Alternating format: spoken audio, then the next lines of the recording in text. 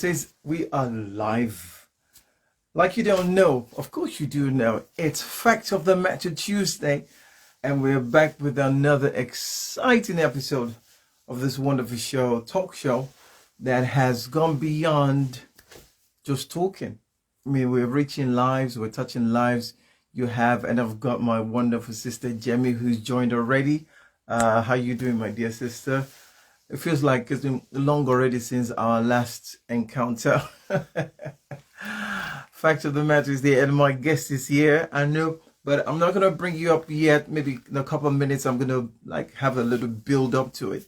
Last week was amazing, was brilliant. The testimony my guest shared was just off the hooks, to be honest with you. And I've had a few of you sort of left me WhatsApp messages and commented on it that it was absolutely amazing. But then that is the way we go, you know. That's what we do here every time. Overdue. FL is here. FL, how you doing? Hope you're good. All right. Today is gonna be, it's not gonna be any less than that. In fact, I'm super excited about today. My wonderful guest who is here already. I'm excited about what she's gonna share with us. She has such a vast experience, live experiences, and whew, anyway, what a wealth of experience that she's going to share with us. And we are going to just delve into it, dig into it, and have this chat. But before we do that, listen, I hope it's loud enough. Hold on a second. This is the single she released this year.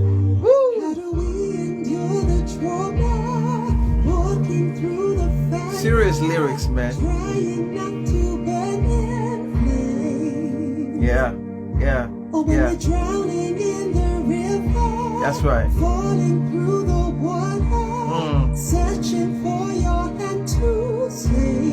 Yeah. That's what we do. That's right. Yeah. This is Omideyi's latest single titled I just went out my mind. Back to You. Back to You. I'm getting ahead of myself right now. It's getting loud.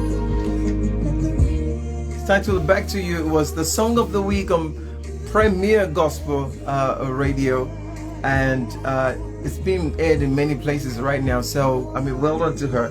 She has such a wealth of, like I said, experiences. Let me see if I can read just a bit from her bio and sort of whet your appetite. This lady, she is an award-winning choir director, a singer-songwriter, worship leader, children's advocate, and public speaker, right? She has managed, directed, or produced many choirs of all ages and abilities and backgrounds and nationally and internationally. Woo! You see, it's so much more. I'm trying to get my tongue around it. I'm not gonna give it all away right now. When I bring it on, then we get to, you know, really talk about it. So I don't know if you're ready, because I'm ready. We are so going to do this. Right. So if you're there, everybody get ready for the one and only Omideyi. Hey guys, thank you so much for having me.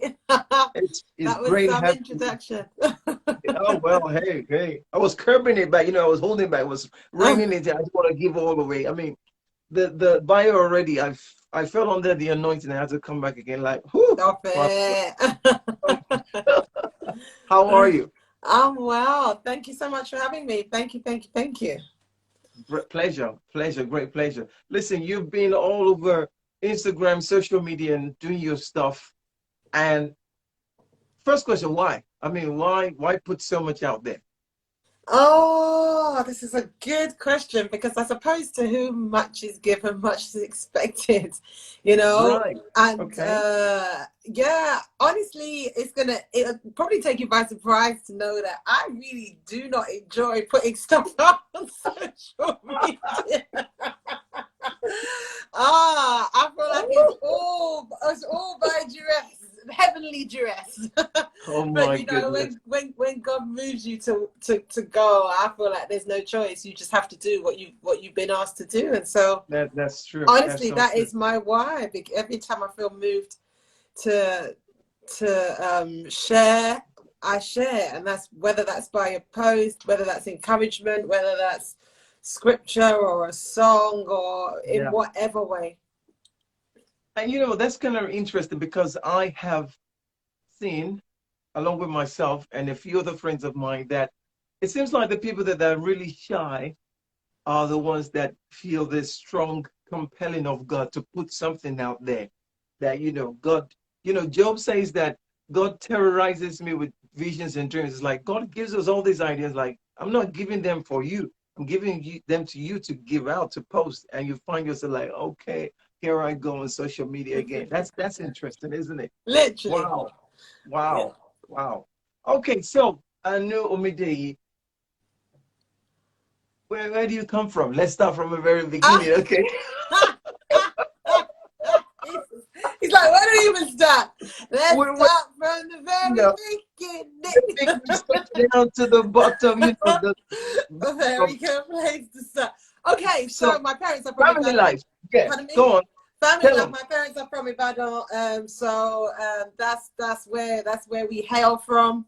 I don't think there are any Lagosians in my family. Well, they probably, you know, everyone's a Lagosian once you settled there.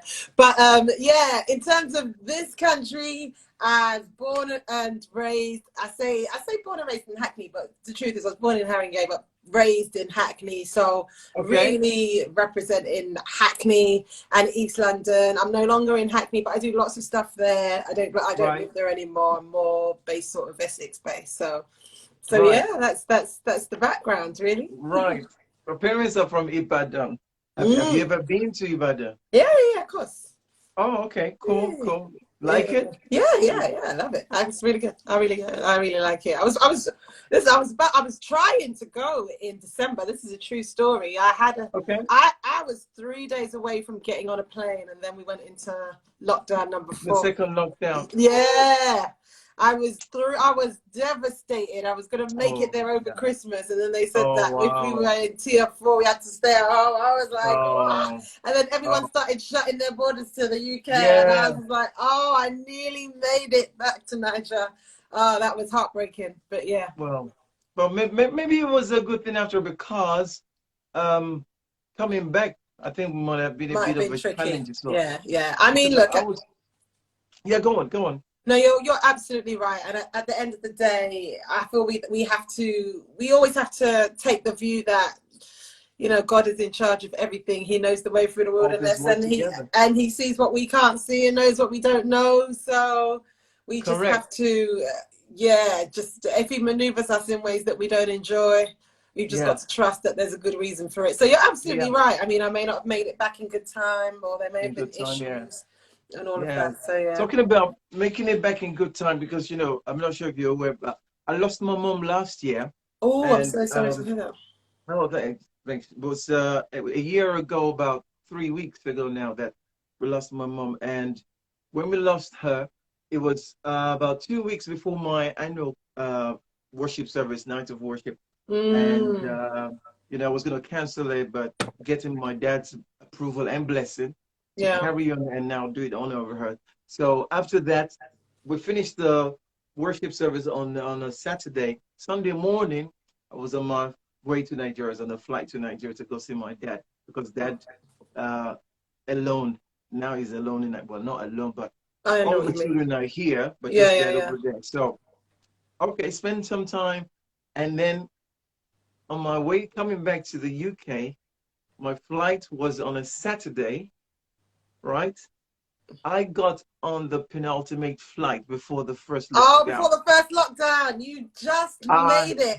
just missed that lockdown. Oh, I wow. just Because did. that first lockdown was the hardest, and people really got stuck, didn't they? Listen, I'm it just would trying have to been joke. something else. I know a friend, I think you know him as well, Kelechi. He got Yes. stuck there and he gave me his account that it was not the best thing ever. And how long was he And stuck there for? I think it was about 3 months. 3 months. Yeah, I That's think about 3 months. hardcore. Guess what? No, Robinson missed it. No, they didn't miss it. I think it escaped He just by escaped, the yeah, because press I of the. remember at the beginning, actually, I remember him telling me that he was on his way to Kelechi's thing. Yeah, Yeah, and he, he was in yeah, Nigeria. Yeah, they yeah, yeah, had yeah, to.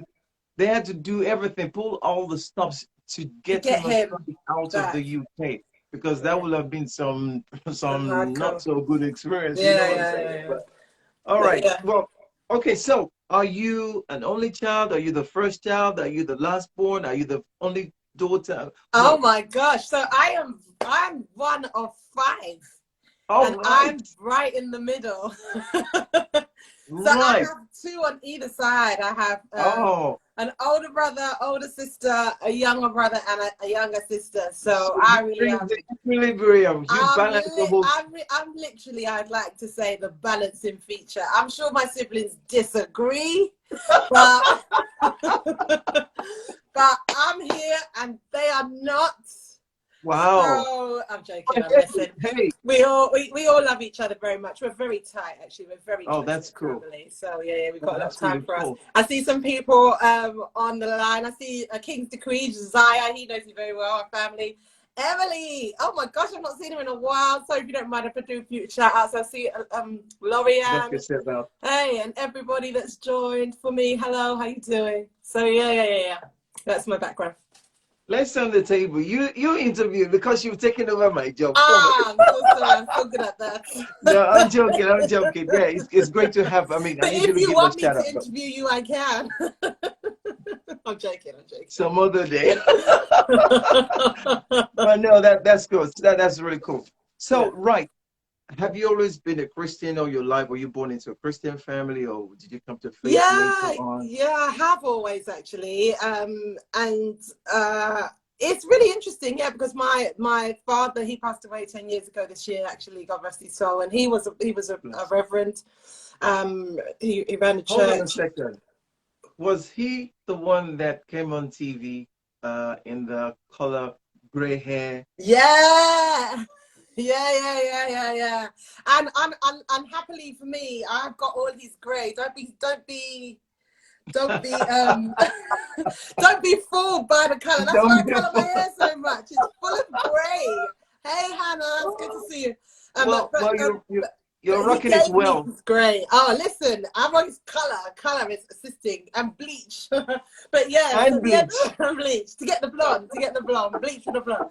But yeah. So that was him, and so I grew Wow. up in a Christian lifestyle and in a Christian household and family. But as Right. you've got to find God for yourself. You Of can't. course. Nobody Yes. can take you. You can't. Your parents Yeah. can't take you.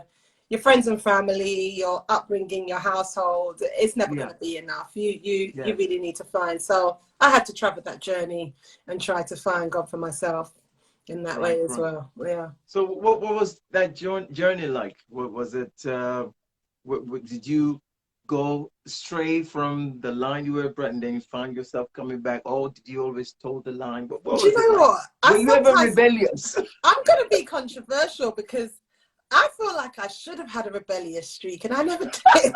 And now I'm old. I'm just like, I kind of wasted my youthful years that I could have been rebellious. Oh my God, my pastor's just joined, so I need to dial that back. I'm messing. But yeah, no, do you know what? I can't. I'm not saying I lived a saved and sanctified life because nobody can claim to do that. No, But nobody can. nobody can claim. But yeah, I've been in church and in the Christian way pretty much all my life. And the route Hannah's having a laugh. And the route that I feel like the time when I really decided to get to know God for myself actually was curiously through music. I never Okay. forget in my teenage years going to watch a massive concert. Pastor Junior Spence used to throw these big concerts, choir Right, yeah. concert of the year. So my choir journey's been a long and involved one. I went to a choir concert, and I'll never forget, there was this big choir on stage, and I now know some of the people that were on it really well. And Okay. it wasn't the soloist and this is a true story, it was one of the sopranos who was singing, and just singing with such joy and light and happiness and boldness. I mean, she was literally radiating God. And I just thought, I need some of what she has. I really genuinely, I remember being a teenager, mid-teens, but maybe even early teens, thinking, the God that she knows, I need to know that God, because I don't know that I really like shine and feel that way, you know, in that. So that was the beginning of my journey. And so I decided to just take it seriously in the personal sense. So really sort of get to know God for myself and try and find out who he is. I was really attracted to the joy and the radiance that flowed through her. And that kickstarted my journey. Yeah. Wow. You know, it's interesting how God cuts across to different people with different things. I mean, at that point in time, all eyes would probably be on the soloist or the main act or the way the action was going, but your attention was drawn to something else. I reckon something that you really identified with, that really chimed with you, and then it made a big difference in your life. Absolutely. Absolutely. And do you know what? Just knowing that woman, I mean, I don't know her that well, but I know her sister incredibly well.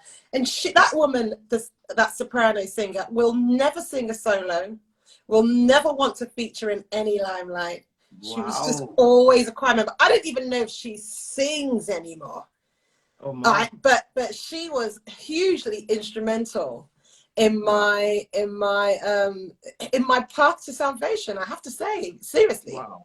Yeah. So it's interesting, isn't it? I don't even know if I've told her that, really. Oh, interesting. You know, I've just had a comment from somebody I know who is part of my church choir. She says, as a member of our church worship team, that speaks volumes to me. And indeed, you know, we've had that conversation where we say, for those who aspire to be right in front and lead and take a lead or lead someday, and say, you know, that's a good aspiration, that's a good design, that's something great to have, but that is not the be all and end all. Where you are, you can be making such a difference from just, if you are the strongest soprano we have, that we know we can always rely on you, that makes a big difference to the choir. When you're not here, we know you're not here. And there's no telling what the audience or the congregation, what they see. Maybe they notice that every time that brother, that sister is on the stage, everything just lights up. There's enjoyment, there's something to emulate.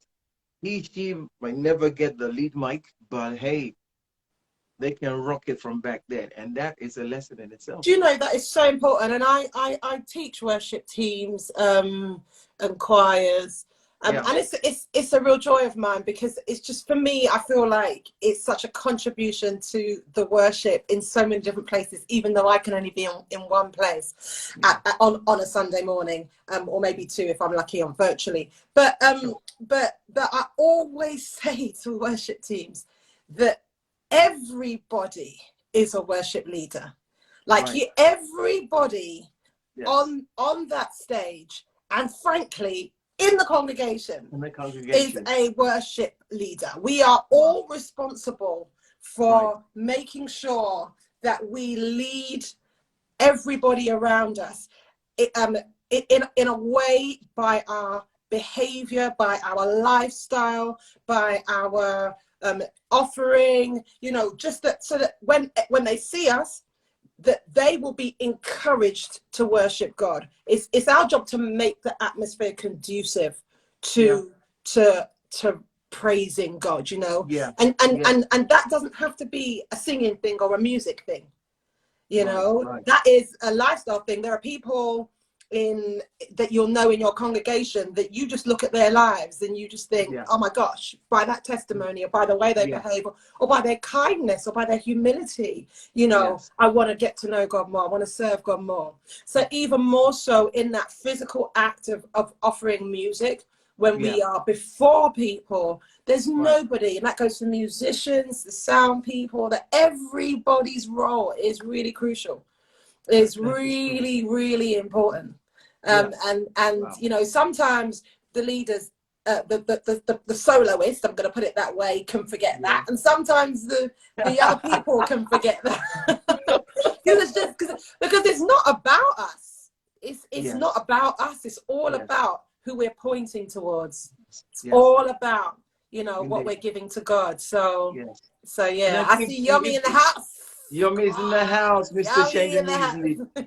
Yeah, you know, for as somebody who has been given the opportunity time and again to lead in worship as a worship leader and to lead as an artist and all that, there is this holy fear, this reverential fear. There's this burden of, I don't want to get this wrong. You know, I'm going out there. I don't want to put on a show. I don't want them to sing my praises for my runs and my riffs and the licks and the fancy notes that I put in there. But I want to make sure that I get you to worship, because I'm there already. I'm coming with, you know, I've been rehearsing, I've been practicing, my mind is there. I'm there, I'm bringing to the fore what I've been practicing, and I hope that you guys can join it. But I want to make sure there's that fear that, Lord, please let me not end up having a solo performance here. Hopefully I'll be able to bring them along with me. Let me sense this. Let me know what direction to go. If I need to go off my set list and in a certain way, I need to be sure. Have I sang this enough? Have I done it justice? Am I ready to shift? I don't know. That weight comes. So for the average singer or backing vocalist, or let me put it this way, for the average worship leader who's singing BBs at the time, or regularly, in case they're thinking, oh, he's always up there or she's always up there, they have all the limelight and all that. What would you say to that? Oh, that's such an interesting question. There's so, in fact, you've got so many questions wrapped up in one. So let me just address the first thing that you said. So yeah, that reverential fear is good. It has its benefits, but it also has its drawbacks, right? Because it tends to place the weight of what God can do on us, which is really not it's God's that brings His presence around, which is generally around anyway. The question is whether or not we're going to tap into it. You know, because God is with us, you know, He is. He's correct. And I feel like we need to believe that and understand that. So the question is whether or not we tap into that. I feel like our responsibility as leaders, if you're up in front, is really to be sensitive to what God is doing. So to communicate to Him. He is the most important person that needs to receive our communication, frankly, because we are offering our worship to Him, right? That's right. And sometimes we're going to see the reflection of that in the congregation, and sometimes we're not. But we have to be sensitive enough to try and make the atmosphere that we are creating conducive to other people doing what we are already doing.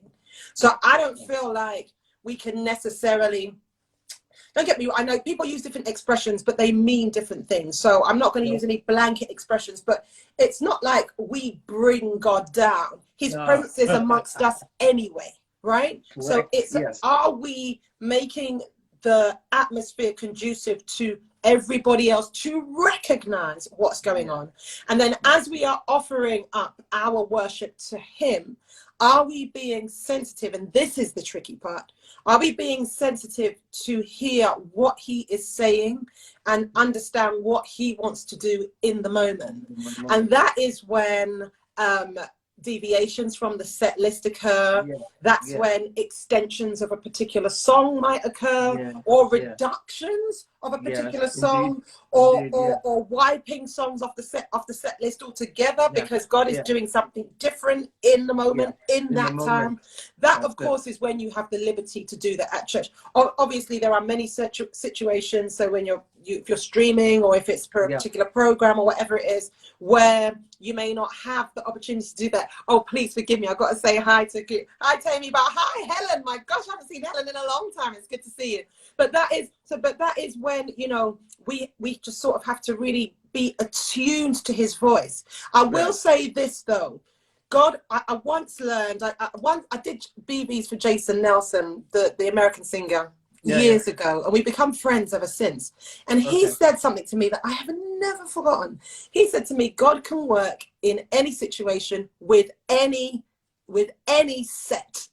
So if you've got 5 minutes, God will use those 5 minutes to do the work. Yeah. You've got 25 minutes, he'll use those 25. You've got 40, he'll use the 40. Whatever time frame you have, God can use that to do the work. Whether you've got a set list or whether you've got a free list. God, you know, God's work is not dependent on what we want to do or what we have. He has things to do that we don't know about, that we don't see, that we don't understand. So he'll do what he's going to do anyway if we're open. I feel like the difference is if we want to enter into it deeper, and you want to really move in to to deeper into his presence, or deeper into what he has for that day, like tapping the additional power that is available. The leader has to be sensitive to what the Spirit is doing, and it's not just the leader, the backing vocalists or the whole team, the musicians. Oh my God, I'm sure Yomi will tell you this. They have to be so sensitive. I find that times of transition are really important between songs, because that's often a point where you're going to get the opportunity to hear from God or feel from God where you should be going, and that's where you can move or not. And I used to say to a keyboardist that I used to play with all the time, he's a great friend of mine, I used to say to him, never take your hand off the keys. So as we're moving from song to song, exactly, Yomi said, humbly says, one accord. You have to be one accord. Facts! I King's Decrees laughing. Don't take your hand off the key, because can you believe if you cut a little sort of break in intermission can actually just cut, not the Spirit, because we don't have the power to cut the Spirit, but it can cut your hearing and your perception of what's happening. So a little, we are mortal, God is not. So a little interruption can really break that communication. And so we kind of got to make sure that we are all in accord. A little correct. A little gap is a massive sound in itself. And so like the boardists that I work with, the keys guys or girls that I work with, they always know if we're worshiping, if we're doing a concert, that's different. But if we are in worship, that music has to continue from start to end, unless there is a complete issue or there's a call for it, or the silence is actually what we need for that movement. So that's really important. And as the music, as that's important for the musicians, it's also important for the worship team generally, because your role is as important, if not more important, I say, than the person who is in front. Because when you are singing and when you are your vocals as a wall of sound, as a wall of the offering, are so important. You know, it's the corporate sound that you are making behind the lead vocalist, right? And that, just think of the people of Israel as they march around Jericho. Just think about how every single one of them needed to shout that hallelujah. It wasn't a question of one person needs to shout hallelujah. It was the whole of the nation, right? Needed to raise that sound. That was the command. That's what God asked them to do. And I feel like as that was necessary, so are our voices necessary, you know, when we are behind. And again, sometimes when the work of the vocal that's happening behind the lead vocalist is so important. Absolutely. To creating that atmosphere that we've been talking about, that is conducive for us to tap into the presence of God that is already there. That is there. And I feel like Wow. we just say to God, you know, just teach us how to worship, teach us how to do that. Yeah. Because there's so much that comes with that. And every time we come before him, we just say, look, just teach us how to accomplish this. Teach us how to make this happen as a team. Wow. Look, honest to God, I mean, I prefer to be a section singer, like a BV singer, do worship than up front, you know, like, because it's just a time of worship and enjoy, you know, the way my affect, my movement, it's going to be the same if I'm at the back or if I'm in the front, if I'm in the congregation or if I'm at home, frankly, because if you can't worship at home, I don't know how you can worship in church. Anyway, I've had enough. I think I've said enough. Oh, wow. Listen, so many thoughts and pictures were just coming to mind as you spoke. But just before then, I've got the Pope himself, Pope Tammy T. Is the only Pope, what is it? Oh, Tammy T, are you poped? Are you poped? Okay, that's oh, did I say that loud? That was meant to be between us. But between you. I mean, hey, Yomi's there. Say a little gap is a massive sound in itself. Yes. Yeah. Gosh, we've got my sister Paulina Ramirez. She said exactly what you're saying. So many lovely comments here. Right. So let me say this before I move on. Whilst you spoke, I just pictured like a drill sergeant, right? Who's leading a battalion or a group, right? Yeah. And you know when they do this, they're I don't know what you're gonna know. You know, colors. I don't know the praise the Lord. Right? Yeah. But compare and contrast the weight of his voice when he does the call and the weight of their voices when they do the response. Yeah. So his is almost like one voice echoing or sort of thing. But when they come in, it's heavy, especially men. Yeah. It's weightier. It's rounder. It's riches everywhere. As you know, use that. The same thing with when one person is leading and the backing vocalists, the backing worshipers, come together and provide that sound that's all encompassing round sound. To complement what's going up front. Just as you spoke, that just came to me as so it's a team, and we all really come together to lead this congregation. It's all of us, not you leaders we follow. No, I'll sort of take the lead in directing us, but we progress together. It's a processional and congregational thing. Lovely. You know what? So far we spoke about dad. What about mom? Where's mom? Oh, mom's still at church. She's running the church. She's cool. She's good. Yeah. Now, would that be still CAC Bethel? That's exactly what that is. CAC Bethel. Right. So that's my family church. Yeah. So it's not where I worship at the moment, but it's, you know, it's always be first home. She's doing well. She's doing really well. Oh, that's great. Was she a disciplinarian or dad? Yeah. Oh no, she definitely was. Okay, so Daddy was I feel like Daddy was a disciplinarian for other people, but not me. I was a bit of a daddy's girl. I'm not gonna lie. But because I know that the only reason why I'm owning up to that is because there are people on this line that they're gonna out me. There are definitely people on this call that will out me. But she I don't know, but they're great people. She did not spare the rod, basically. She did not spare the rod. It wasn't that bad. But you know, but I mean, I didn't require a weekly meeting. Maybe an annual one. But I'm messing. But no. I mean, that, you know, stricter, but yeah. But all good. Oh my. So now, CAC, from what I know, you know, because I grew up in Nigeria and I didn't go to CAC per se, but I went to TAC, that's the Apostolic Church, which was an offshoot from CAC.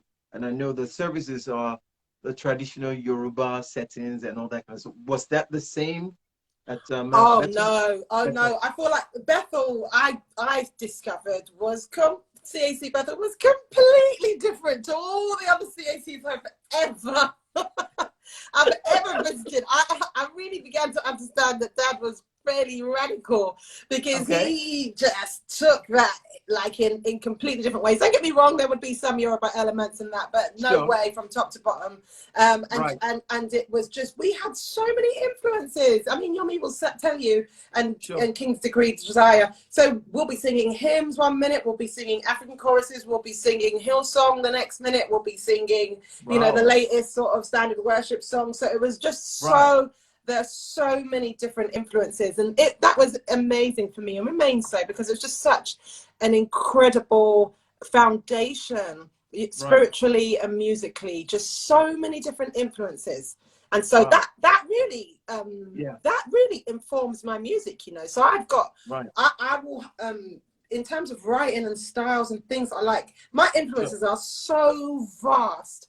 And that's because of the music tradition at our particular church, my family church. You know, as I said, you go from classical to hymns to, you know, your in the village African to, you know, to Graham Kendrick, Shine Jesus Shine, to Israel Houghton.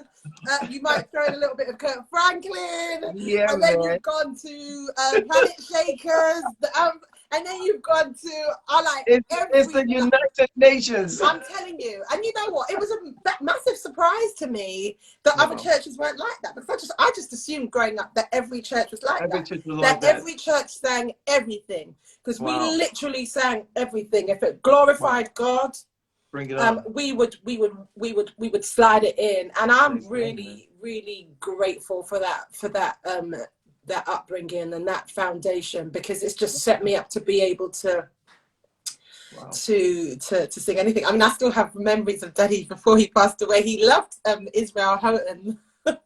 Alpha and Omega. There are a few songs that he loved, and he would always turn to me. So if we've been talking about going off the set list and moving in the spirit, he was one of these great things, always, you know, moving in the spirit. And if ever, he'll just turn to me and he'll say, "I need to sing Israel." And I'll be, what, do you want me to sing a whole country? But I knew what, I was just listening, I knew what he meant. It'd be like singing Israel Houghton song. So it was completely different from the standard, the CAC. When I went to other CAC churches, I was really surprised. Okay. Yeah. Well, talking about Yoruba, can you sing Yoruba? I can, but don't ask me to, because everybody will laugh at my accent, and that's really just, it's not nice, it's not friendly. Yeah, but that's what we do on this show. We laugh. Nah, it's not happening. That's not happening. It's not happening. I know several Yoruba songs, but I'm actually, it's you know, I'm sensitive. I'm hypersensitive about Nigerians laughing about I feel it's coming. You're stuttering. It's coming. It's definitely not coming.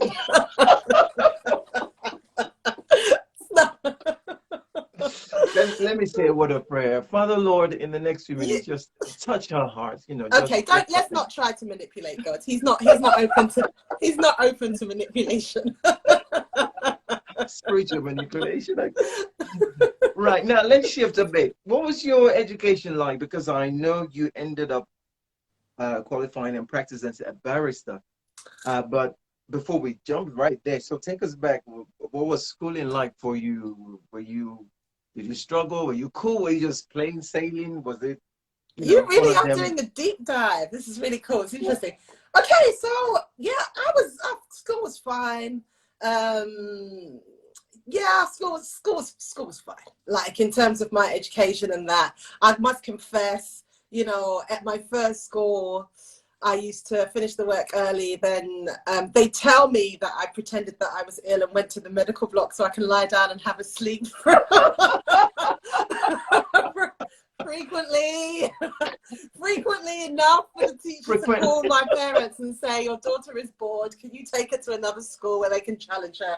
So I actually ended up going to a private school, basically, an independent school, where, the school was absolutely fine. Two very different worlds. So from inner city school to, you know, being like the minority was the majority, to a completely different school where I was one of like 4 black people in the school, that kind of thing. But it's really good. Both environments were really interesting. They were really cool. And then, you know, and it prepared me for life as a barrister. I did spend nearly up to 15 years practicing as a barrister. And that is profession that is dominated by upper middle class people, frankly. It's a bit more open now. One of my friends earlier that was on, don't know if she's still here, Lorianne, I don't know if you're here, but she is a barrister. She's an incredible barrister. Okay. And, you know, and those of us who are Black, we really gravitated towards each other, or from a minority, because you just needed that support. You're in the minority, you know? I don't know. I haven't done it for, I haven't done it for a few years now, about 5-6 years. So I don't know what it's like now, but from everything that I read, I keep my ear to the ground. I still feel like there are issues with representation. So yeah. Right. So why did you quit? Because the Lord called me into full-time music. Okay, all right, I hear you. No, not duh, but literally, that's literally what happened. So I'll tell you the story really quickly. So after Daddy passed away, which was 10 years ago, I kind of opened my eyes and thought, oh my gosh, you know, life is not eternal, because he passed away unexpectedly. He was ill, and then a few months later he'd gone. So that really shook me up, and I thought, we got to take the music seriously, because he always used to say, you guys need to take your music seriously, the Reapers, because Reapers is church choir, it's my family choir, family church choir. So I always used to say, oh, I don't think we're good enough. He used to say, you're messing around. Anyway, when he passed, I thought, okay, oh my gosh, we really are messing around. So we started to take it seriously. We just put our pennies together, cut a little EP. The first day we sang out, I think if King's Decree's still here, he's been with us the entire journey. So we went to Wood Green, oh my gosh, I can see it. Wood Green, New Testament Church of God. Okay. And we sang there, and that was it. Like the minute we sang there, just all the invitations started coming in, and it just spiraled. And so it was this, after that, after invitation. So before we knew it, we went from a church, the gospel choir in the church. So remember, I told you there was a rich musical history. So we had a gospel choir, we had a classical choir, we had, you know, a mass choir, we had lots of different choirs. So it was just the Reapers was and still is the gospel choir, right? So we went from a church choir to just singing at all these different places. And it was just like, what's happening? So I went from just being director of a church choir to being director of a choir, sort of going around and just doing all these things. Anyway, so fast forward a few years later, it was really mushrooming. I mean, we did the Royal Albert Hall a couple of times. We did this, we did that. It's a lot. So, and it was a relatively small choir, you know. And so my clerks, who are like booking agents at work, were seeing that I would take more breaks from work. I was doing long cases at the time anyway, because I was fairly senior, but I would take more and more breaks from work, right? So I wouldn't see them very often, because I'd go to court from home, and I might do a case that would last 2-3 months. So I wouldn't see them for months. So I walked in one day, I'll never forget, it was February in 2015. And I said to I hadn't seen them in months, and it was the day after the Grammys. I'll never forget, it's the Monday after the Grammys. And when Sam Smith won 5 Grammys, I never forget, right? I walked into my clerk's room, I hadn't seen them for months. How you doing? And then I say to my main clerk, who had clerked me, he'd been my agent, my clerk, for about 12 years. No, for 12 years, because I did a couple of years before I met him. And I said to him, oh, Joel, we just need to have a conversation. Just can you schedule me in for a meeting so that we can have a conversation, right? That's all I said to him. He said to me, right, I know, we've been waiting for this. And I'm like, waiting for what? He said, we've been waiting for this. We've been waiting. We know. He said, when I met you, you know, I knew that I had big plans for you to become a senior barrister, make lots of money, which you have, but not as senior as he wanted me, not silk. He said, but, you know, I can fight with lots of people, but I can't fight God. I'm like, hang on, I only wanted to schedule a meeting. He said, we know that we haven't got you for long, so we're letting you go. He said, we won't hold on to you. We can't fight God. He said, we can see all the things that you're doing through the singing, through the music. He said, we know. He said, we're a very spiritual clerk's room. Oh, wow. he said, and this, we know that you've been sent as a light into the world. I made him write it down. I made him send it to me in a text message, because I couldn't believe it. He said, so from today, he said, we're not gonna He said, we're not going to take any more cases for you. And I was just like, Oh, wow. and my Oh, heart my. was beating so fast, and Oh, I was wow. rooted to the spot. And I said, Gosh. did a solicitor complain about me? That was Oh, my. my first Reaction. response was, who Yeah. Yes. complained? You guys are Right. trying to get rid of me. Like, why are you trying to get rid of me? And they Oh, were my like, goodness. no. And then other clerks that Yeah. didn't even really work with me. And this is the thing, a prosecution clerk. So I defended for, Right. I don't know, maybe 10, 11 years of my entire career. So I hadn't prosecuted for years. So I had little or nothing to do with the prosecution clerk. I knew him. We were, we'd talk, but Sure. then he spoke up and he said, oh, because I was just like, what's happening here? Why are you, like, what happened? And he said to me, he said, oh, Anu, he said, look, he said, if I were you, I would be glad. It would be a privilege. He said, That you're letting me go. He said, it would be a privilege. He said, I would love to go out into the world and work for God. Oh, my. I thought, if my clerks are preaching to me, I stood there for a good 45 minutes. I was shaking. Wow. And Joel just said to me, so he said, okay, so from today, we're not going to take another case for you. And I was just like, do I have a say in this? I was just like, what? And he said to me, and I said, oh my God, what's happening? And he said to me, he said, yeah, but in all this time that you've been standing there, you've never said no, right? And I thought, that's so true. I've never said no. And so that was the last time I took a case. So I had lots of long cases. So it took another 6 months for me to finish the work. But that was that. And truly, right, how I know it was good, because the next week is not the same Joel that's calling me, Annie, we've got a new case for you. I said, isn't it for you? Wasn't it you? That was telling me last week that you don't fight God. That's how I knew that God.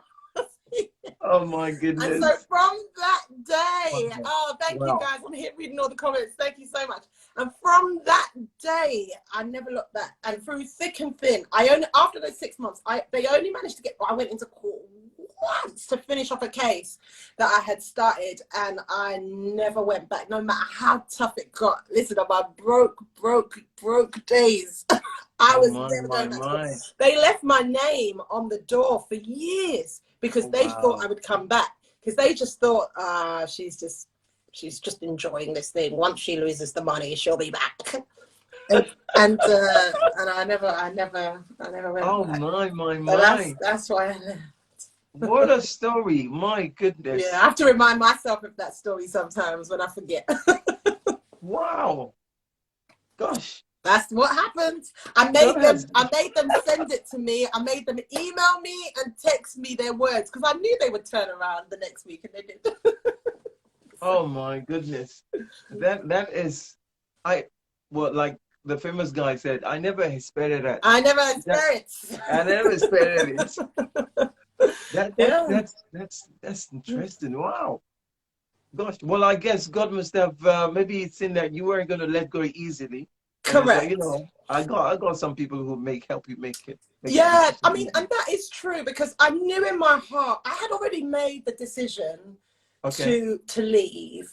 About maybe 6 months before that, there was a case that I did. It was horrific, and so I just decided, after there was so many things in that made me think, okay, I need to start getting to people to be able to spread, God's word before they get to court. Because by the time I got to me, by the time I finished, I was doing serious cases, murders, rapes, the whole lot.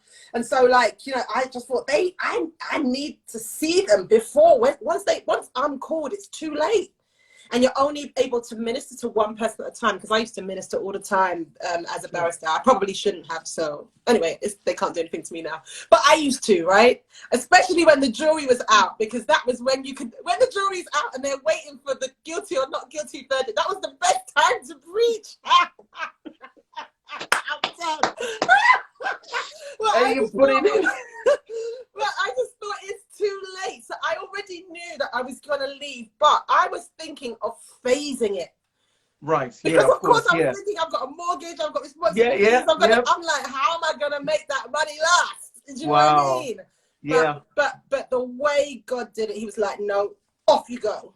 And not Wow. only that, I let you know, I had a prophetic word to me a few Right. months before that as well. And God had said to me, look, from somebody I do not know, God had said to me, look, when you are about to make decisions about your financial or professional future, don't. Just wait for me. Follow me. Wow. And the chapter, the scripture was James 14. Not James 14, James 4:15 or something like that. You know, when they say don't, when the writer says, you don't say we're going to go into the field or we're going to do Yeah, this. yeah, Just say yeah. if the Lord We're going to, wills, yeah, we're going yeah. to. So that was the scripture. Yes. And so I knew that I can't make my own plans because Wow. I would have worked it out, you know, being very logical Yes. about it. I'm going to take this step and I know I'm going to do that and then I'm going to do Sure. that. And so it Yes. was a complete deconstruction leaving the bar, Wow. Oh, complete, total, you know, personality, wow. spiritual, physical, emotional, Oh my goodness. financial deconstruction, like the whole thing.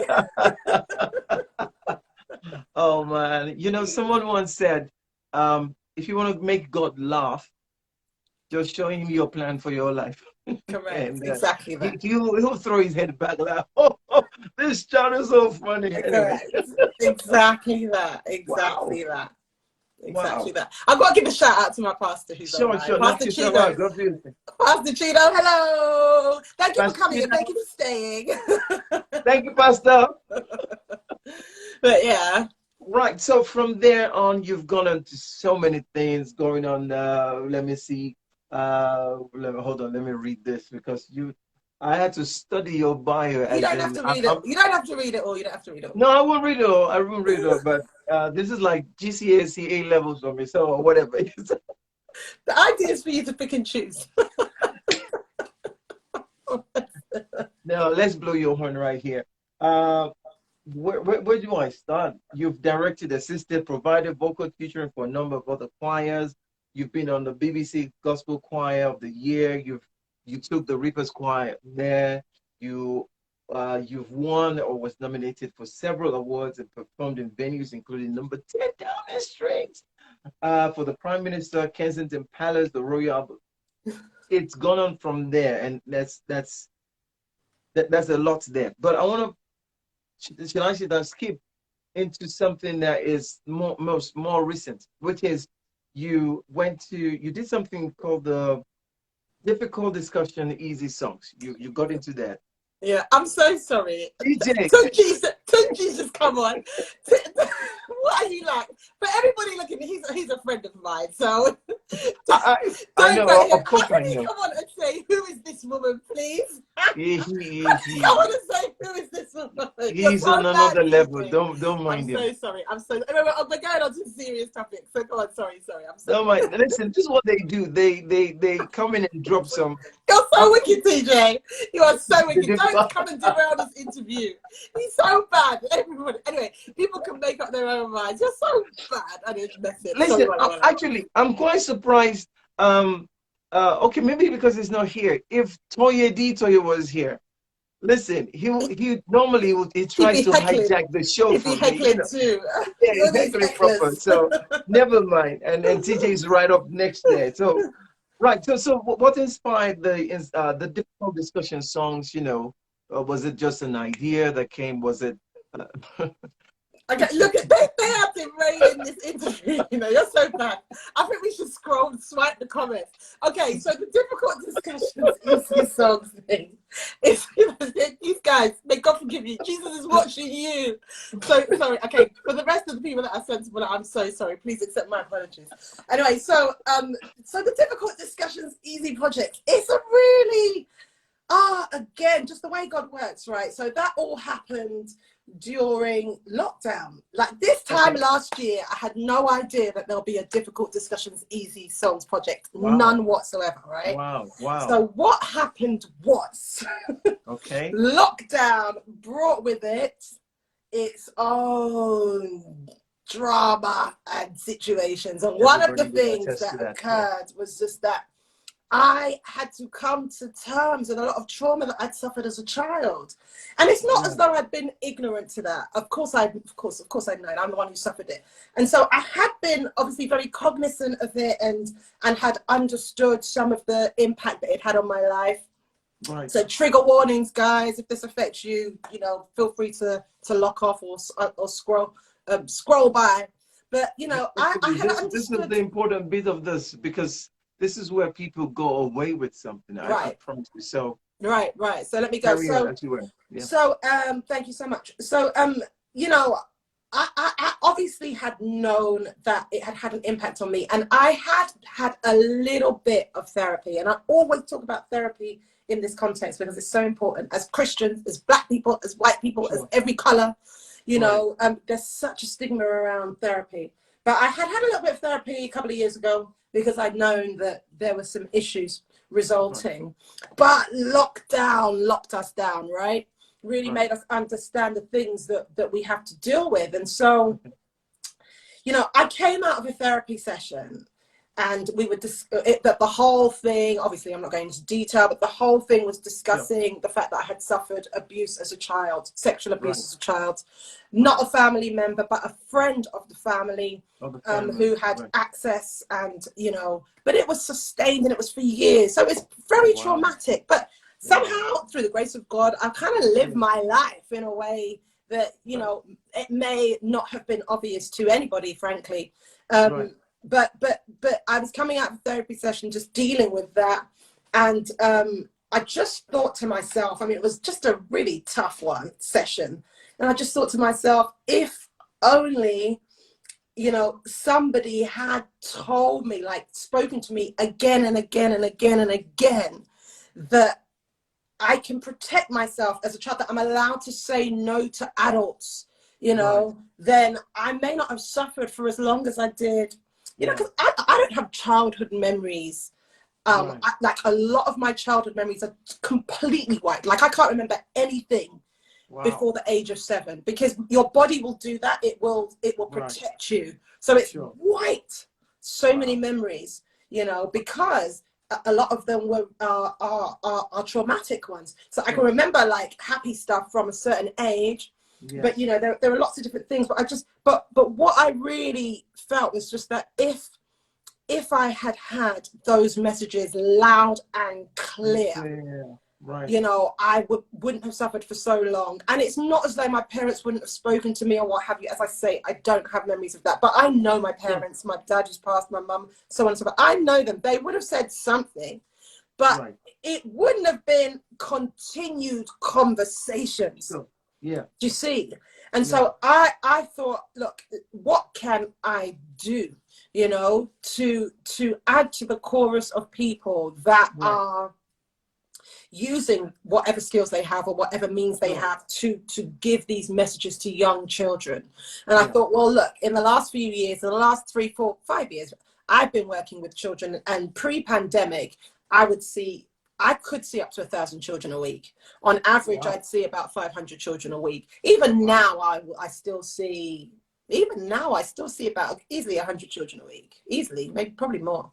So, so just when you work with children, so much, little children, primary school children, and I see secondary school children as well, actually. And when you work with so many kids, you begin to understand that music has a profound impact on them. So just think about music, right? So the minute if you walk into a store and you start to hear music, you know, if it's something that you like or recognize, your body might start moving before you even realize. So music sort of penetrates into your mood without you giving it permission or without you even realizing it. So the coding is quite deep.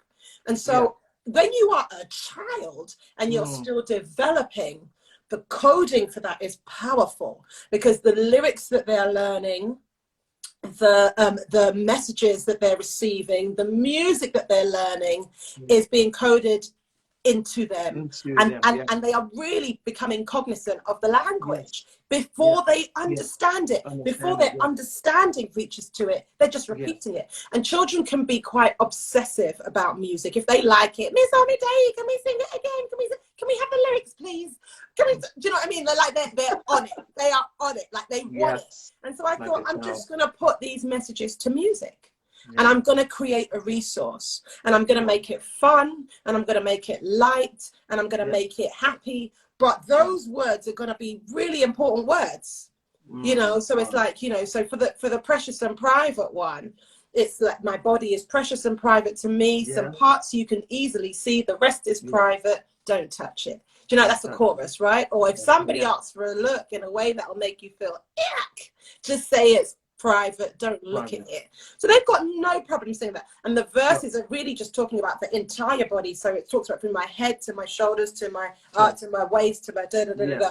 But there are some precious parts, right? So you know, it and that's how the thing came along. And then obviously the summer of race relations, which just turned into the year of race relations, which anyway, let's not talk about the report from last week. But so I did one on race as well. And now, frankly, I've been commissioned to do more, some for some very big Christian organizations, actually.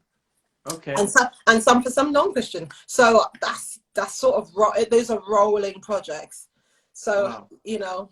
Interesting. Yeah. Right. Now, that song in particular, and maybe the other one, might not have explicit Christian language in there, but it's in the category and genre of gospel, in my own ruling, because basically what you've done there is preach, my body is the temple of the Holy Spirit. You know, do not violate this, because this belongs to someone greater than myself. And of course, this self-respect that I need to have, or should I say, I need to, you know, I'm reading the book right now by Jordan Peterson, 12 Rules for Life. One of the chapters talks about how you need to let people know how you can be loved. If you don't know what makes you feel loved, you can't tell people. By the same token, if you don't know what would make you feel insulted, offended, they won't know. So that song right there, letting them know that, no, I don't do this. I get offended. I don't like this. Oh, but everybody's okay. Yeah, fine. But you see, if you want to keep this friendship, you go along with what I don't like this. Don't treat me that. I think that's a gospel message in there somewhere, and to present it on such a platter in a way that's easily accepted and digested by for the children, that is. Why didn't I think of that? But anyway. You know, thank you so much. That is such a lovely, I love that. I just love that in that the Christian interpretation you've given to that. I just love that. And I'm probably going to steal that for the Christian ones. Just my body is a temple of the Spirit, don't touch it. But I just love that way. Copyright and copyright. He wants points. TJ, can you come and see? This guy wants points. But yeah, no, I mean, it's really good. And, you know, I put it to, in terms of the projects, just for people who don't know, you can hit me on my difficult discussions, easysongs.com. That's the website.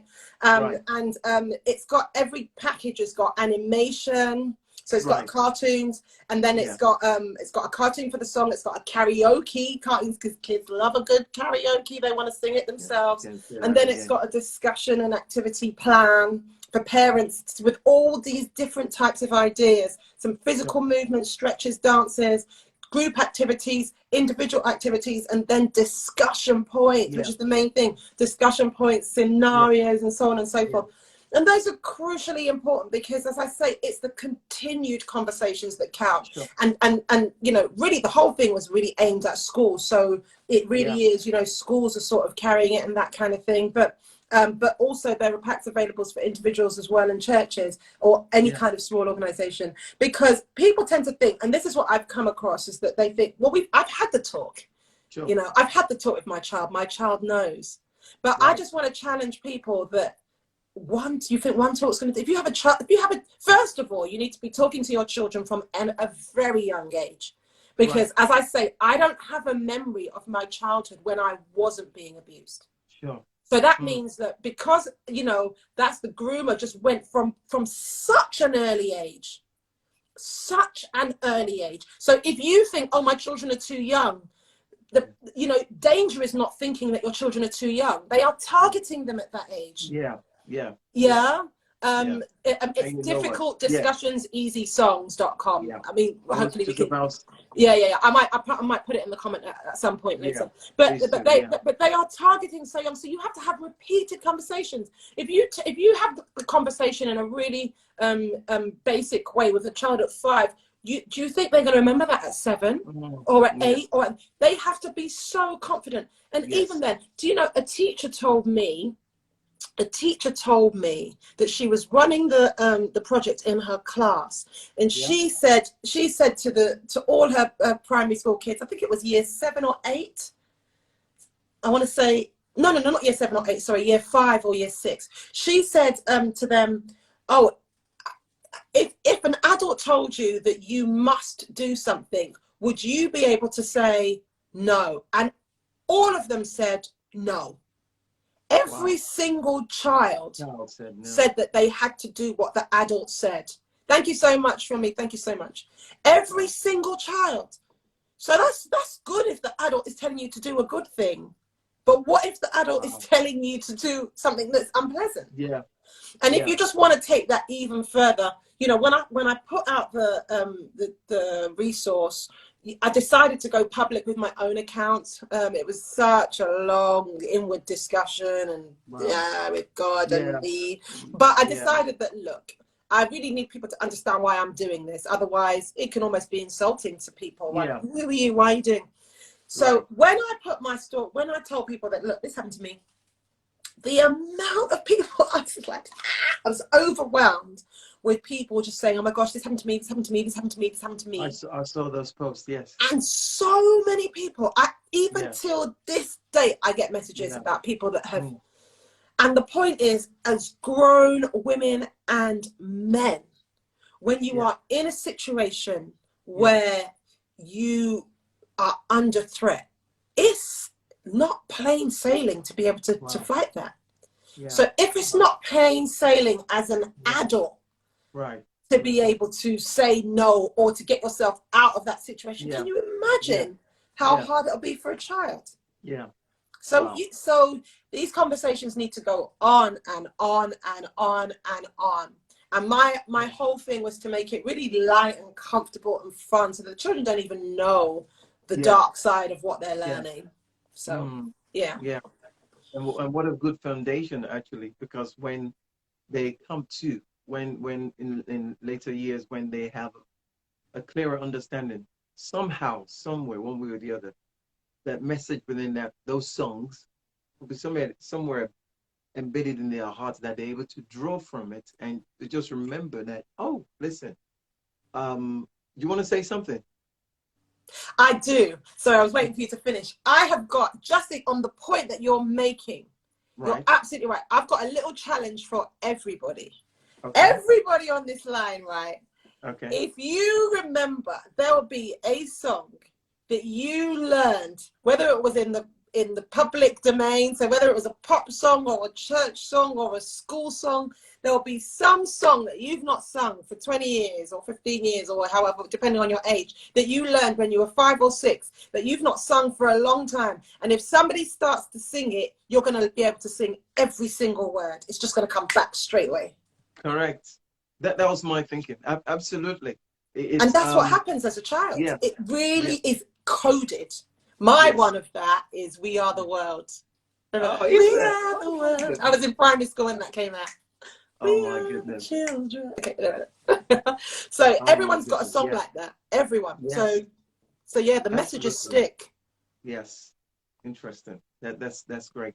And I'm glad that my dear sister Fumi asked for the website, because I was going to ask that you actually give that before, you know, we bring this to a close. But before then, we still got a bit more. Let me now jump to your latest release. Yay. The song titled "Back to You." Yay.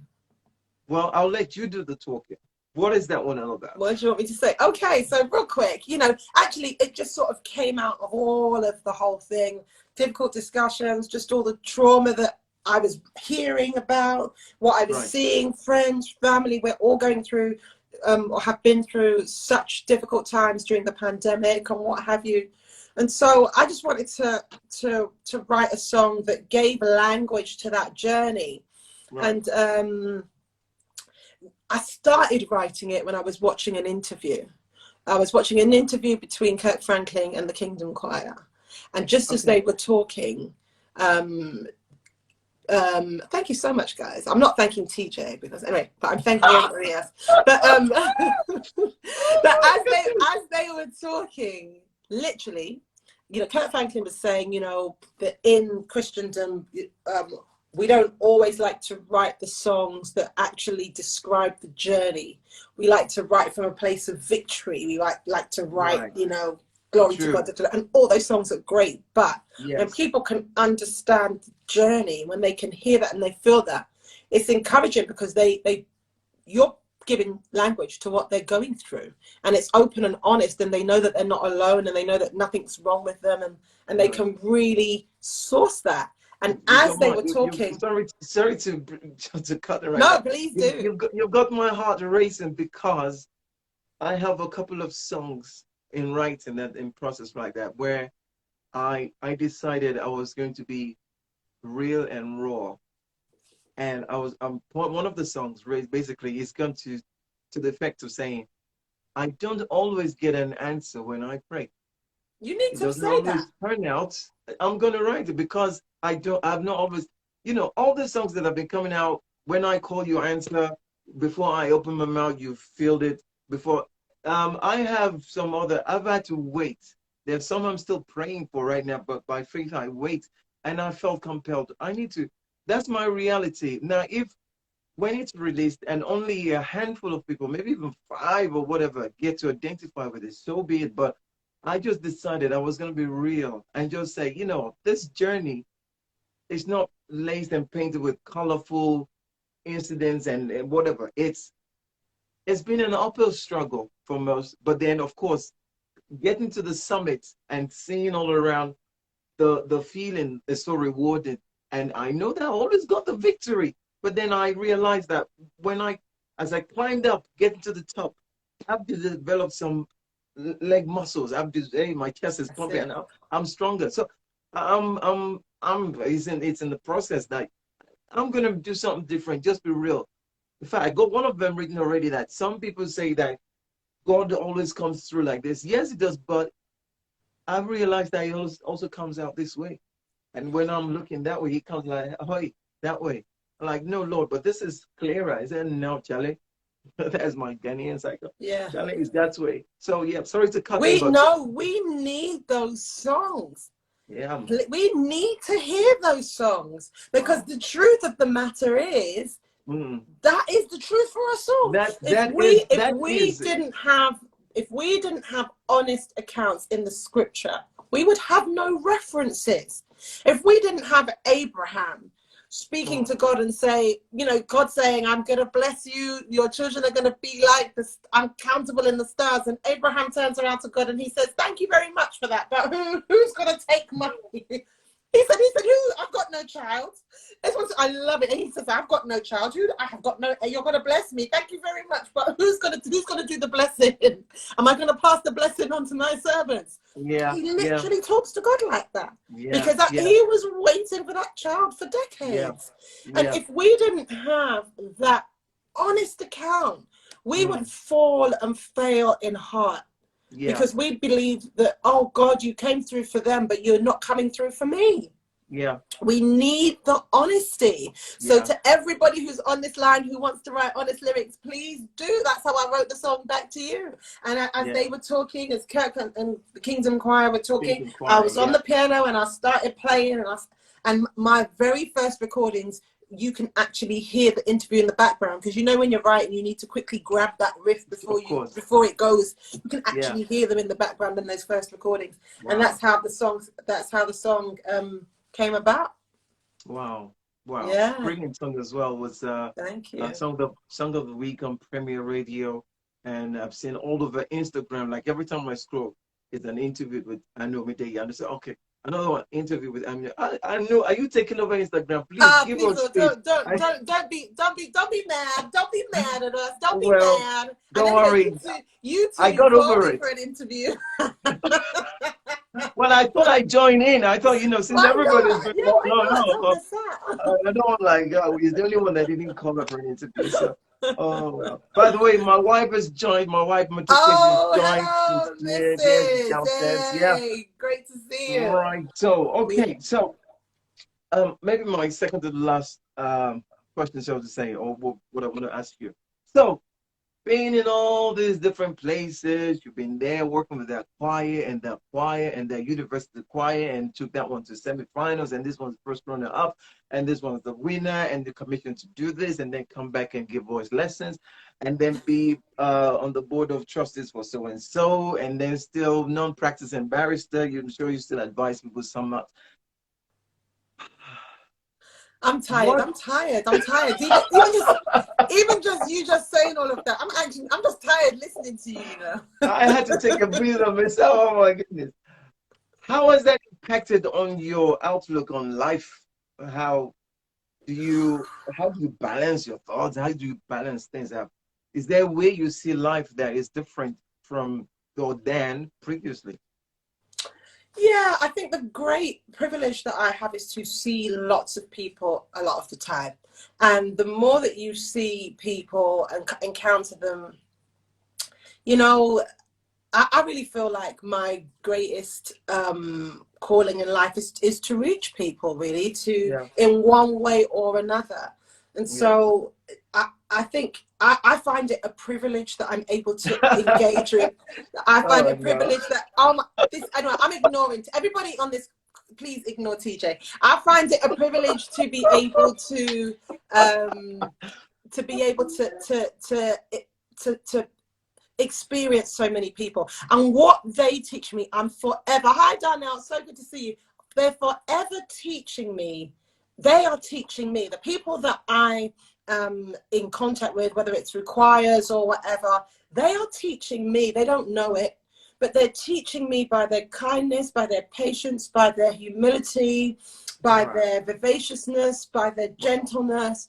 And I feel that one of the main things that I have learned is to try to be, all things to all men, not stretching yourself, not in an unhealthy way, not in a way that means you don't get anything done because you're doing too many things, but Yeah. just in a way where you can really just try and serve everybody. And Right. I think that if we all are able to appreciate that everybody is going through something Yeah. pretty much Yeah. all the time, Yeah. and if Yeah. we have that in mind, and My God. we if we carry our lives like that, it's going to Wow. make a difference to the way we behave to Yeah. everybody. And I feel Correct. that I've been taught, and continually am taught by people that I meet every single day. They're constantly God is using them to teach me how to become Wow. a better person, how to sharpen those fruits of the spirit, which I Wow. think are probably more important than the gifts of the spirit, Wow. because the gifts of the spirit are for works, but if you don't have the fruit, you can't use those gifts properly. If you don't Properly. have the love, the joy, the gentleness, the peace, the patience, the kindness, the faithfulness, the Wow. Wow. self-control, you can't Yeah. use the gifts of wisdom, knowledge, faith, Yeah. speaking in tongues, interpretation of Yeah. tongues, and Prophesy. Prophecy. prophecy, and all Yeah. you can't use those gifts to good effect. Those are Wow. managed by the fruits, and people. Well, God uses people to teach me the fruits, and that is the gift that I get every day. So that Wow. development, in terms of balance, I'm still trying. I'm still working on that, but I am learning how to Okay. say no.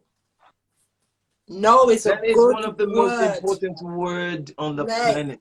no.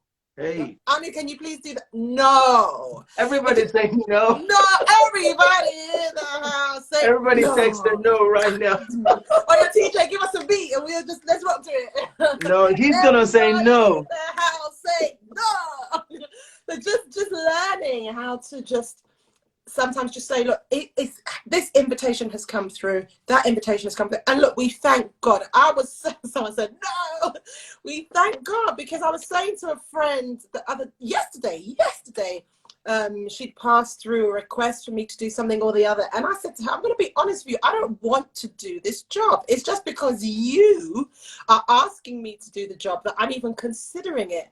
And I said to her, but in this conversation, I have to thank God, because there were days when I was looking for all those jobs. You know, I was looking for jobs. Yeah, yeah. But now I've got, You're not chasing after you. I Yeah. was chasing jobs. But now, and not because I, want the job, but because I had to pay bills. But now, those bills, they're no respect of persons. So there bills you are go. not in respect of anything. They don't. Anyway, that's another message. Oh But my now, goodness. Wow. an invitation comes in. I'm like, Lord, what you say? Do if my spirit doesn't take, or if it's not, in accordance with what God is asking, or how he's leading, I just say, I'm really sorry, I can't do it. It's very interesting. You get to really find out who people are, because they can become very demanding. Oh wow. Okay. Yeah, I know. Like some people, like I have just random people on social media that message me, that inbox me, and that, like, if I don't respond, like, just say, like, I haven't seen it. And like, why aren't you answering me? I was like, I don't even know you. I get that a lot. But that's where it is. But then again, that's the glory of God too. So. Well, that's interesting that there seemed to be a role reversal somehow, where you were meant to be teaching people something, but you ended up learning. I think so. Just what you said right there, that you're learning from people, and that there are few situations like that in life. In fact, no, it's all around us. I think it's a matter of if we choose to look in that direction, actually see. I think it's even that more than that's it. It's like going to the hospital and maybe you feel you've got a broken fingernail or something, or it's wedged there, and then you find on getting there someone whose leg is just broken completely, and and then you begin to thank God for your broken fingernail. As the Lord, I can manage with 9 if that's the case, or 9.5, whatever the case might be. Interesting. Yeah. Wow. Okay. Yeah. So, what's next for Anu? Oh my gosh! I don't know. I always take one day at a time, honestly, because it's just a lot. So what's next? More children's projects. So as I said, I've been commissioned to create more for a massive church organization. So that's going to be nice, because I can create those and explicitly make them Bible centered. So that's really exciting. More music for the rest of the year. So more singles, and by the grace of God, an EP by the end of the year. I've got to tell you, if left to me, I'd just sit down on my piano and play. I wouldn't put out any music. It's God that pushed me. Again, that back to you, because I was sitting on that. And he was the one that said in different ways, May, what are you doing? Get this song out. Because I had anyone who puts out music will let you know. TJ will tell you, A, it's draining. B, it's expensive. 3, it's emotional. It's emotional. And then, do you know what I mean? It's emotionally draining. Draining. So that was God was like, get that song out, yo. People need that song right now. I knew it was the time for it. So really, it's just trying my best. I don't always succeed, but just trying my best to be led the way God does. So the vocal coaching continues, individuals, choirs, although I can't lie, I'm booked, I've got a waiting list, but people keep asking. But even in that, sometimes I will sneak a client in when I shouldn't, because I know I don't have the time for it. But I feel like if God is saying, well, this person I really need, then I'll do it. So it's a lot. Everything I try. I can't say that I am always successful, but I really do try to say, Lord, what are you asking for here? And try and follow in that footstep. So, yeah. Well, I think you just said something there. You said you're not always successful. I think that's relative. I think that's right. I think for trying alone itself can fit right well in under the umbrella of success. I think. Maybe it didn't work according to your expectations, but you took a step of it. You started it. So I feel, I have a feeling you'll be saying I feel the spirit. Yeah, I mean, what I mean is that by trying, you're absolutely right. It's so easy to sort of look, you know, Jonathan McReynolds says comparison kills, and it does. Let's not compare each other to each other. But what I really mean is that, you know, it is very easy if I don't check myself to get back into the place where I am making plans that seem strategic, plans that seem sensible, things that, you know, and you can do that. You can know that God has called you to a particular purpose and a particular thing and work out all the things that you need to do. You've got to do that. But I've always got to try and make sure that my planning, that my sort of strategy and what have you doesn't overtake the will of God. And so sometimes I have found that it probably did. And then God would just delivered a bit by that differently hook. than another. That's it. God is just think about Captain Hook, like God just grabbing you by the hook, by the neck, and saying, "This way, please." And so, and God, he does that a lot, doesn't he? He does that a lot. Oh wow. But listen, I know this has been better than anticipated. It's been great. It's been amazing. It's been. I mean, listen, we could have carried on, but time is fast spent. Time is fast spent. Yeah, and listen, thank you so much for taking the time. And this was probably the only Tuesday you will have for the next few weeks, but you had to carve this one out for us because your Tuesdays are usually taken. So I really appreciate that. And of course, with all my guests, those who are clapping already. Sister Pauline, she's one of our worship leaders at KICC and amazing. Oh, hey. Oh, sorry, Sharon. Yeah, you came in a bit late. Sharon. But you're gonna save it, aren't you? Giant Killer in the house. Hey, Ibe. I've got to shout out Ibe. Ibe was amazing to me at Premier Gospel. Just amazing. And God will send, and look, God will send people to help destiny help us. God will send people to help you. Amen. And he falls quite perfectly in that category because he and Uncle Charles, they support so many people. So many people. I mean, I think Ibe, you might be my guest in a couple of weeks. I'll contact you. We need to talk. You know, we need to talk. So great. And I mean, everybody's saying lovely conversation. Thank you so much. Thank you for me. Thank you, everybody. Thank you, Paul. And I know you're thanking everybody apart from TJ, who now says I'm not thanking. TJ said I should thank him. I should contact him for the booking. Everybody, okay. I'm just. This is how you know. Listen. Well, this is how you know that I'm. Oh, it's my pleasure for me. This is how you know that I'm actually saved, right? Because I'm actually going to do this for TJ, which he just does not deserve. It's nothing but the blood of Jesus that is making me do this, right? So everybody here, TJ has just brought out a banger. He's just brought out an amazing song called Alive Forever. Please head over to every streaming platform and stream it. It's really cool. Yes. But he's not a nice person, but his song is really good. Story for another day. So but listen, you've been fantastic. Been great. Thank you so much. Thank you for letting us in on your live, for being open to us and sharing from a wealth of knowledge that you have and your experience as well. It's been wonderful. And I think the highlight for me, there's so many of them, but the one I'm going to take away with me is your clerk saying, all right, you know, God spoke to us to speak to you that he's spoken to. That was just amazing. You. I think about that from time to time. It was the most incredible thing. But thank you, God. What's his thing? Listen, you know what? Can I just say? Well, it's time to end this thing because Ibe's joined the hecklers. So Ibe's heckling me, TJ's heckling me. Can we go, please? Everybody else on this line, thank you so much. You're just so kind. But I don't know about these guys. I don't know how they let them. There's no quality control on EIG. Oh, look, see bribery. TJ, I like meat pie too. How come it's only, I know,